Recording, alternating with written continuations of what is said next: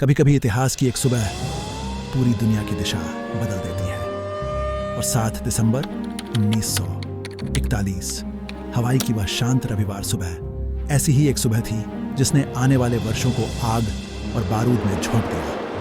हवाई का Pearl Harbor उस दिन इतनी शांति में डूबा था कि किसी सैनिक को, किसी नागरिक को, किसी अधिकारी को जरा भी अंदाजा नहीं था कि क्षितिज के उस पार से मौत की परछाइयां उनकी ओर तेजी से बढ़ चुकी है।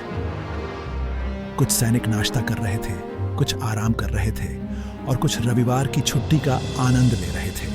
लेकिन महासागर की लहरों के ठीक परे जापानी साम्राज्य का सबसे बड़ा जुआ खेला जा चुका था। एडमिरल इज़ोरुकु यामामोटो, जापान की नौसेना का सबसे बड़ा दिमाग, ने महीनों तक योजना बनाई। उन्होंने जापान के 6 फ्लीट कैरियर, जो किसी भी देश के लिए खजाने जैसे होते हैं, 3000 मील दूर एक गुप्त मिशन पर भेजे।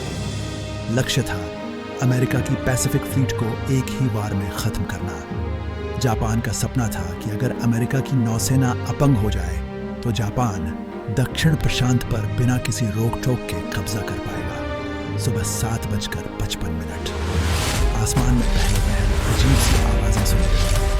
फिर पर्ल हार्बर पर काले साए की तरह जापानी विमानों की पहली लहर टूट पड़ी। टॉर्पीडो बम वर्षक और डायरेक्ट बम्स ने ऐसी तबाही मचाई जैसी अमेरिका ने पहले कभी नहीं की। सिर्फ 90 मिनट और अमेरिका की गर्वीली नौसेना झुलस चुकी थी। 19 अमेरिकी युद्धपोत या तो नष्ट हो चुके थे या बुरी तरह टूटा फूटा पड़े थे। 300 से ज्यादा विमान राख बन चुके थे और सबसे भारी कीमत 2400 से अधिक अमेरिकी सैनिकों की जाने। सबसे भयावह दृश्य यूएसएस एरिज़ोना का था। एक ही बम उसके फॉरवर्ड मैगजीन पर गिरा और लाखों पाउंड गोला बारूद एक ही पल में भड़क उठा। जहाज कुछ ही मिनटों में समुद्र की गहराइयों में समा गया, अपने 1100 से ज्यादा बहादुर सैनिकों के साथ। आज भी यूएसएस एरिज़ोना वही है, पानी के नीचे, खामोश, लेकिन उस सुबह की गवाही देता हुआ। इस हमले की खबर दुनिया भर में आग की तरह फैल गई और अगले ही दिन अमेरिकी राष्ट्रपति फ्रैंकलिन डी रूजवेल्ट ने कांग्रेस में वह ऐतिहासिक भाषण दिया जिसकी एक पंक्ति आज भी इतिहास के पन्नों में दर्ज है। दिसंबर 7, 1941, एक ऐसा दिन जो कलंक के रूप में हमेशा याद रखा जाएगा। अमेरिका, जो वर्षों से युद्ध में कूदने से बच रहा था, अब पूरी तरह जाग चुका था। पूरा देश एकजुट हो गया और जापान के खिलाफ युद्ध की घोषणा कर दी गई।